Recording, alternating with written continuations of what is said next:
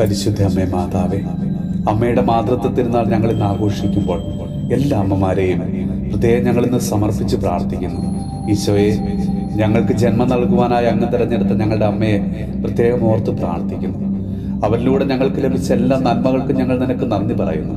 ഈശോയെ, മക്കൾക്ക് വേണ്ടിയും ജീവിത പങ്കാളിക്ക് വേണ്ടിയും കുടുംബത്തിന് വേണ്ടിയും മാറ്റിവെക്കപ്പെട്ട ഒരു ജീവിതമാണല്ലോ ഞങ്ങളുടെ അമ്മയുടേത്. എത്രയോ രാത്രികൾ ഉറങ്ങാതെ തങ്ങളുടെ പ്രിയപ്പെട്ടവർക്ക് വേണ്ടി കാത്തിരുന്നിട്ടുണ്ട്.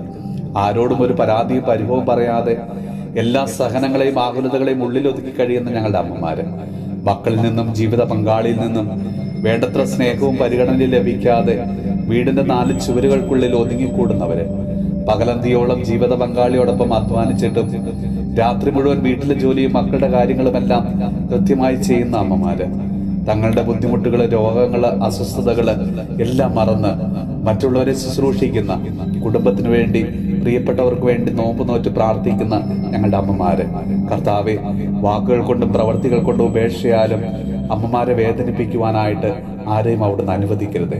ഈശോയെ, അവരെ കൂടുതൽ സ്നേഹിക്കുവാനും മനസ്സിലാക്കുവാനും ചേർത്ത് നിർത്തുവാനുള്ള കൃപ ഞങ്ങൾക്ക് ഓരോരുത്തർക്കും നൽകണമേ.